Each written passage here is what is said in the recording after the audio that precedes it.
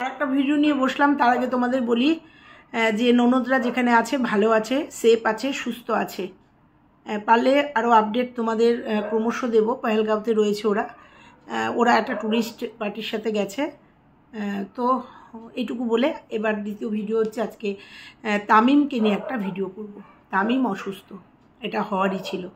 তামিম অসুস্থ, আমাদের সোনা মাম্মামও অসুস্থ, এই সবটা নিয়ে আজকের ভিডিও। আর সবথেকে বড় কথা হচ্ছে তামিম যে অসুস্থ হবে এটা একদমই স্বাভাবিক কথা, কারণ যেভাবে মার খেয়েছে সেদিনকে, যেভাবে উল্টো পাল্টাভাবে মেরেছে, এবং আমরা দেখেছি মাথার হেলমেট পড়ে গেছে এবং ক্যামেরা ভেঙে গেছে, তার মানে কতটা আঘাত ও মাথায় পেয়েছে। এই ব্যাপারে তামিমকে কিছু বলবো, কারণ তামিমও তার ভিডিওতে বলেছে যে কেউ যদি কোনো বার্তা দেয় অবশ্য দিও, আমাদের ভুল ত্রুটিগুলো ধরিয়ে দেবো। অবশ্যই বলবো। এদিকে সোনামারও আপডেট দেবো। সোনা মাম্মা খুব অসুস্থ, ঠান্ডা লেগেছে, লাগারই কথা। সবটা নিয়ে আজকের ভিডিও নিশ্চয়ই তোমাদের ভালো লাগবে, আর ভালো লাগলে মূল্যবান মতামত দিয়ে যাবে। আর তামিম, তুমি যদি আমার ভিডিওটা দেখো অবশ্যই একটা কমেন্ট করো। আজকে অনেক কিছুই বলবো। চলো সবটা নিয়ে আজকের ভিডিও। হ্যালো বন্ধুরা, কেমন আছো তোমরা? নিশ্চয়ই ভালো আছো। আমিও ভালো আছি। মানসিক দিক দিয়ে একদমই ভালো নেই। তোমরা জানো যে ভারতবর্ষের বুকে যে একটা, আবার কাশ্মীরের বুকে যে একটা মানে নৃশংস ঘটনা ঘটে গেল। সত্যি কথায় আমরা ভারতবাসী, আমরা সত্যি লজ্জিত, ধিক্কার জানাই এই ঘটনাকে। তো যাই হোক, যে ভিডিওটা জন্য এসেছি, তামিমকে সেদিনকেই বলেছিলাম যে ঘটনাটা সেদিনকে ঘটেছিল। যে সাদা জামা পরা যে ছেলেটি ছিল, যেভাবে উদ্ধত হয়ে ওকে মারধর করেছিল, ওদের তিনজনকে মারধর করেছিল, সব থেকে বেশি তামিম মার হয়েছিল।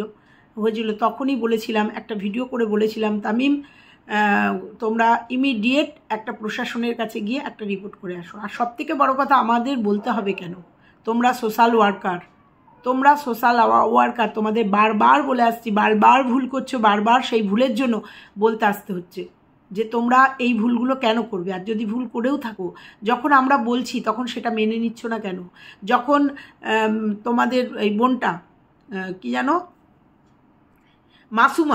মাসুমা যখন তোমাদের বাড়িতে এলো, যখন ওরকম একটা ঘটনার একটা ভিডিও আসলো, তুমি নিয়ে আসলে তামিম, তখন তোমাকে কি বলেছিলাম একটা ভিডিও করে, যে তামিম একটা পুলিশের একটা জিডি করে রাখো। কারণ 16 বছরের একটা মেয়ে, তুমি একটা ইয়াং ছেলে, যে কোনো মুহূর্তে বিপদে পড়তে পারো। যতই তোমরা সোশ্যাল ওয়ার্ক করো, সমাজ আছে, যে কোনো মুহূর্তে বিপদে পড়তে পারো। দেখো সেটাই কিন্তু ঘটেছে। মাসুমা কদিন থাকার পরে, কারণ তুমি হাত বাঁধবে, পা বাঁধবে, মন বাঁধবে কি দিয়ে? ওর প্রেমের রোগ ধরেছে। তোমাকে তখনই বলেছিলাম একটা প্রশাসনের কাছে গিয়ে একটা জিডি করে আসো। তাহলে যদি আজকে জিডি করে আসতে, তাহলে তোমাদের এইভাবে পাগলের মতো খুঁজতে হতো না, আর খুঁজতে গিয়ে এরকম বিপদে পড়তে হতো না। আজকে মাসুমাকে খুঁজতে গিয়েই তো এই বাচ্চাটাকে বাঁচাতে গেছো, চোখে পড়েছে, বাচ্চাটাকে বাঁচাতে গেছো, তাই এই বিপদে তোমাকে সম্মুখীন হতে হয়েছে। মারধর খেয়েছো, তারপরেও তুমি কোনো একটা স্টেপ নাওনি। সোশ্যাল ওয়ার্কার, তোমাদের ভয় থাকার তো কোনো কার্ড নেই, কথা না। নিশ্চয়ই তোমাদের কাছে সোশ্যাল ওয়ার্কারের কোনো কার্ড আছে, রেজিস্ট্রেশন আছে। যদি নাও থাকে, তোমরা তো সোশ্যাল ওয়ার্ক করো, সেটা তো তোমাদের ভিডিও আছে এবং তোমাদের সমাজের মানুষ জানে। সেক্ষেত্রে তোমরা, ওই ছেলেটা ওইভাবে তোমাদের অপবাদ দিল, ওই মহিলা ওইভাবে অপবাদ দিল, তোমাদের একটা জেনারেল ডায়েরি করা উচিত ছিল, বা প্রশাসনকে জানানোর দরকার ছিল। আজকে তোমার বন্ধুরা বলছে যে আমরা আমরা এর প্রতিবাদ করব না। যখনকারটা তখন করা উচিত। আজকে মাসুমা বোনের যদি কিছু, ঠাকুর যেন কিছু না হয়, যদি কিছু করে ফেলে, ইনডাইরেক্ট তোমরা ফাঁসবে কেন? উপকার করেছো তাই। কিন্তু তোমরা যদি তোমাদের কাজগুলো আটঘাট বেঁধে করো, তাহলে কোনো মানে প্রতিকূলতাই তোমাদের ছুতে পারবে না। তোমরা তোমাদের ওয়েতে চলতে পারবে, নিজেদের লক্ষ্যে পৌঁছাতে পারবে, যত বিপদই আসুক না কেন। যে কোনো কাজ করতে গেলে তোমরা যেহেতু একটা সোশ্যাল মিডিয়াতে কাজ করে, মানে সোশ্যাল ওয়ার্ক করছো, সমাজ সেবা করছো, সেহেতু তোমাদের নিজস্ব যে দায়রা আছে, সেই দায়রা মেনটেন করে তোমাদের এগোতে হবে। আর কালকে তামিমের মুখটা দেখে খুব ভালো লাগলো, খুব কিউট দেখতে তামিম। যদিও কোনো একটা ভিডিওতে এক নজর করে দেখেছিলাম, আমি সবার মুখগুলোই এক নজর করে চিনি। আর আমাদের রোহানকে তো চিনি, তো কিন্তু কালকে একদম ফ্রেশভাবে দেখেছি। সেদিনকেও যেদিন মারপিট হচ্ছিলো, হেলমেট খোলা হয়ে গেছিলো, দেখেছিলাম। তো সুন্দর দেখতে, কিউট দেখতে দিলাম। তো যাই হোক, যেটা বলবো, এইবার একটা স্টেপ নাও। তুমি শুধু সেদিনকে যে ঘটনা হয়েছে সেই ঘটনার জন্য না, তুমি যে মাসুমা যে চলে গেছে তোমাদের বাড়িতে এসেছিল, কি পরিস্থিতি হয়েছিল সেই জন্য একটা জিডি করে রাখো। তাহলে ওই খুঁজতে যেতেও হবে না। আর তোমরা মিসিং ডায়েরি যদি তারপরেও গিয়ে করতে, প্রশাসনিক ঠিক বার করে নিত মাসুমা কোথায় আছে, কেমন আছে, কি বৃত্তান্ত। আজকে যদি চলে যাওয়ার পরেও একটা মিসিং ডায়েরি করতে, তোমরা পাগলের মতো এরকম না খুঁজে বেরিয়ে যদি একটা মিসিং ডায়েরি করতে না, তবুও তার একটা খোঁজ নিশ্চয়ই পাওয়া যেত। এইভাবে জঙ্গলে ঘুরে বেরিয়ে তারপরে এরকম বিপদে পড়ে। আর এবার বলি ওই বাচ্চাটার কথা, হ্যাঁ হতেই পারে একটা চক্র। আমরা দেখেছি আশেপাশে কেউ ছিল না, বাচ্চাটাকে ওইখানে পুকুর পাড়ে বসিয়ে রেখে তার ঠাকুমা না দিদা ছিল না, তুমি ডাকার পরে একজন শুধু এসছে, আশেপাশের কেউ ছিল না। হতে পারেই এটা একটা ট্র্যাপ, যে ওই রাস্তা দিয়ে কেউ যাবে, বাচ্চাটাকে দেখলেই বাঁচাতে আসবে, তারপরেই হতেই পারে। এখন মানুষ কত নোংরামিতে পৌঁছে গেছে, কত নোংরামি করছে পয়সার জন্য, সেটা তো সোশ্যাল মিডিয়া দেখলেই বোঝা যায় যে মানুষ পয়সার জন্য কত নিচে নেমে গেছে। হতেই পারে বাচ্চাকে দিয়ে একটা ট্র্যাপ, তোমরাই আসবে তা তো কোনো ব্যাপার নেই, ভেবেছে কোনো মানুষ আসলে পরে বাঁচাতে আসলেই তাকে ফাঁসিয়ে দেবো চোর অপবাদ দিয়ে। তোমাদের পারেনি, প্রথমত তোমরা 3টে ছেলে ছিলে, দ্বিতীয়ত তোমরা সোশ্যাল ওয়ার্কার। ওরা বুঝতে পেরেছে তোমাদের প্রতিবাদ দেখে যে তোমাদের ফাঁসাতে পারবে না, তোমাকে ফাঁসাতে পারবে না, তাই জন্য ওরা ব্যাক চলে গেছে, বুঝতে পেরেছে। কিন্তু সত্যি কথাই এটারও একটা নিষ্পত্তি হওয়ার দরকার, যে ওখানে ওই বাচ্চাটাকে ওইভাবে কেন রেখেছিল আর আশেপাশে কেন কেউ ছিল না। হতেই পারে বাচ্চাকে বসিয়ে রেখে মা কাজ করছে, বা ঠাম্মা কাপড় চোপড় কাচ্ছে, বা মাঠে কোনো কাজ করছে, ভুলবশত বাচ্চাটা চলে গেছে, হতেই পারে। কিন্তু আমরা যে সিচুয়েশনটা দেখেছি, আশেপাশে কেউ ছিল না, হয়তো এমন জায়গার থেকে লক্ষ্য করছিল যাতে বাচ্চাটা জলে না পড়ে যায়, হতেই পারে, অস্বীকারের কোনো জায়গা নেই। অতএব আর একটা কথাই বলবো, মাথায় আঘাত, এটাকে ইগনোর করো না বা ছোটো ভাবলে দেখো না। যদি একটা স্ক্যান করতে হয় স্ক্যান করিয়ে নেবে, ডাক্তার দেখিয়ে নেবে। ছোট ছোট এই আঘাতগুলোই বয়স হলে পরে বড় আকারে দেখা দেয়। তোমার বন্ধুরা যেটা বলেছে একদমই ঠিক বলেছে, তুমি ডাক্তার দেখিয়ে নেবে, একটা চেক আপ করিয়ে নেবে। এটা আমার তরফ থেকে আমি তোমাকে বলে নিলাম। এইবার বলবো একটা কথা তামিম, আমার জানার ইচ্ছা, আমার কৌতূহল হলো, তোমাকে সবাই দেখতে এসছে, রোহান আসেনি, কি হয়েছে? মনে হচ্ছে তোমাদের মধ্যে একটা মতবিরোধ হয়েছে, একটা দলাদলি হয়েছে। কারণ রোহানের একটা ভিডিও দেখেছি, অবশ্যই অন্য চ্যানেল থেকে, ওর অনেক ফেক চ্যানেল বেরিয়ে গেছে ওর নামে।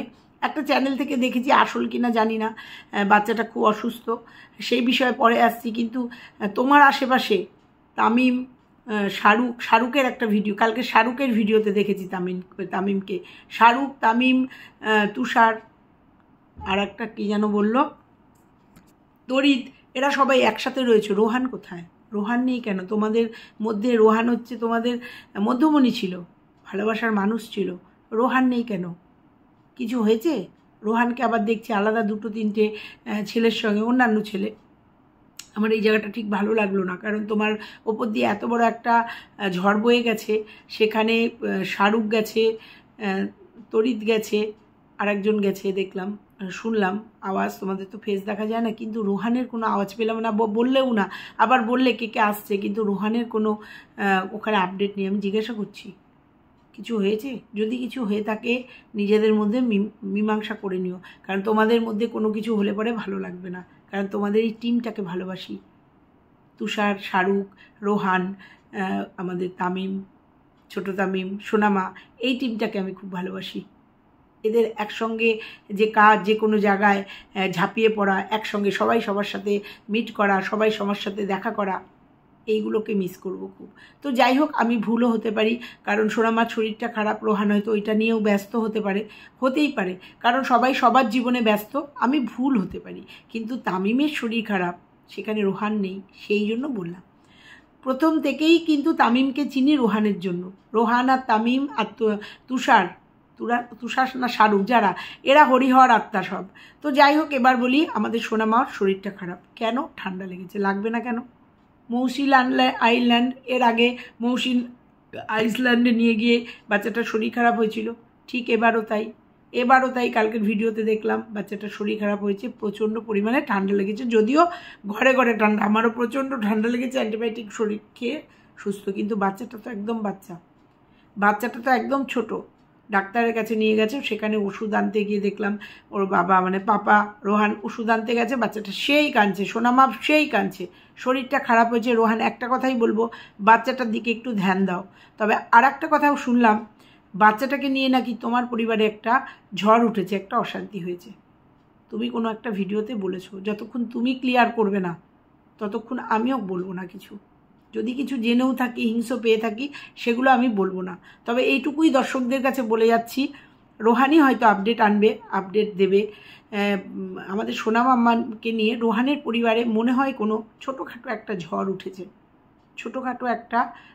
উঠেছে, যেটা আমি কালকে কোনো একটা ভিডিওর মাধ্যমে আমার কাছে এই বার্তাটা এলো। অবশ্যই ভিডিওর মাধ্যমে, ব্যক্তিগত কোনো খবরাখবর নয়, কোনো একটা ভিডিওর মাধ্যমে এই বার্তাটা আসলো। রোহানদাও এর আগে বার্তা দিয়েছে যে সোনামাকে নিয়ে একটু সংসারে পরিবারে প্রবলেম হচ্ছে, তো রোহানদাই বলবে সোনামাকে নিয়ে একটু রোহানের পরিবারে কোনো সমস্যা চলছে। এর আগে বলেছিল, যার জন্য রোহানকে বিয়ে করতে বলেছিল, কিন্তু রোহান কাজের লোক টোক রেখে দিয়েছে রোহানের মা অসুস্থ জন্য। কিন্তু জানি না এটা অন্য কোনো প্রবলেম কিনা, তো যতক্ষণ রোহান না বলবে ততক্ষণ বলবো না। আর যতটুকু হিংস এসছে ততটুকুই তোমাদের বলে গেলাম, যে আমাদের সোনাম আম্মামকে নিয়ে কি কোনো ঝড় উঠেছে? রোহান যদি হয়ে থাকে ক্লিয়ার জানাও। দুটো প্রশ্ন দুজনকে করে গেলাম, তামিমকে করে গেলাম, তোমাদের সাথে কি তোমার তুষার আর তামিম, তুষার শাহরুখ তরিত, এদের সাথে রোহানের কি কিছু হয়েছে? মনে হলো একটুখানি যেন ছাড়া। আর রোহানের কাছে বলে গেলাম, সোনামাকে নিয়ে কি কোনো ঝড় উঠেছে তোমার সংসারে, বা তোমার জীবনে কোনো ঝড় উঠেছে? একটু জানিও প্লিজ। কারণ তুমি কোনো ভিডিওতে হয়তো হিংস দিয়েছো, বা কালকে তোমার একটা ভিডিও দেখলাম, তোমার ভিডিও না, তোমার কোনো বন্ধুর ভিডিও, সেই ভিডিওতে তোমাকে দেখা গেছে এবং সেই হিংসটা দিয়েছে।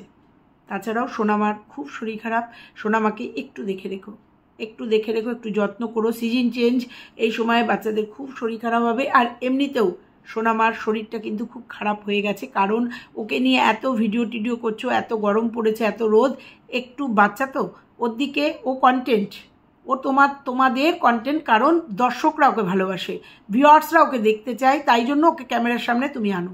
এটা তোমার দোষ না। এটা অনেকেই বলে তুমি ওকে কন্টেন্ট বানাও, কিন্তু আমি বলবো তুমি দর্শকদের জন্য, ভিউয়ার্সদের জন্য এটা করো। সোনামার বড় হওয়ার প্রত্যেকটা ভিউয়ার্স দেখতে চায়, ওই জন্য তুমি আনো, সেটা ঠিক আছে, কিন্তু ওর দিকে কিন্তু নজর রাখতে হবে। কারণ তোমার পক্ষেও সম্ভব না, একটা বাচ্চা ছেলের পক্ষেও একটা বাচ্চা মেয়েকে, ছোট্ট বাচ্চাকে টেক কেয়ার করা খুব টাফ। ওই ক্যামেরায় 10-15 মিনিট দেখে বোঝা যায় না যে একটা বাচ্চার কত কিছুর প্রয়োজন, কত কিছু যত্নের জন্য একটা বাচ্চার কত কিছু প্রয়োজন। তুমি যেমন কাজের লোক রেখেছো, সেরকম এই বাচ্চাটাকে দেখার জন্য, মানে আমাদের সোনাম আম্মামকে দেখার জন্য, পয়সার তো অভাব নেই, একটা লোক রাখতেই পারো। এখন এরকম প্রচুর পাওয়া যায় বাচ্চা দেখাশোনার জন্য একটা লোক রাখতে পারো। তাতে অন্তত বাচ্চাটা একটু স্টেবল, একটু বড় হওয়া পর্যন্ত 1-1.5 বছর একটা লোক রাখলে, তারপরে ছাড়িয়ে দিলে যখন নিজে ও নিজেরটা করতে শিখবে, নিজেরটা বলতে শিখবে। এইটুকু শুধু বললাম, কারণ সোনাম আম্মাম তোমার একার না, সোনাম আম্মাম সোশ্যাল মিডিয়ার সোনাম আম্মাম তোমার ভিউয়ার্সদের সোনাম আম্মামকে সবাই ভালোবাসে। সোনাম আম্মাম সুস্থ থাকুক, সেটা সবাই চায়, সেই জন্যই কথাটা তোমাকে বললাম, ঠিক আছে? মা যেমন অসুস্থ হয়েছে, মার অসুস্থতার জন্য লোক রেখে দিয়েছো, বিয়ে করবা না, কিন্তু কাজের লোক রেখে দিয়েছিল মার হেল্পিং হ্যান্ডের জন্য, সেরকম আমাদের সোনাম আম্মামের টেক কেয়ারের জন্য একটা লোক রাখো অন্তত কিছু দিনের জন্য। সোনাম আম্মাম অন্তত নিজেরটুকু যতদিন বুঝতে শিখবে।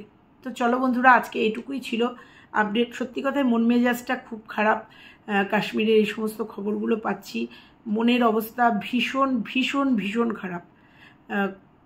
হয়তো জায়গাগুলো দিয়ে ঘুরে না আসলে হয়তো এতটা খারাপ লাগতো, কিন্তু এতটা হয়তো খারাপ লাগতো না, ভীষণ খারাপ লাগছে। তো চলো আজকের মতো এটুকুই থাকলো, আবার আসছি অন্য কোনো ভিডিওর সঙ্গে। ততক্ষণের জন্য সবাই ভালো থেকো, সুস্থ থেকো, টাটা।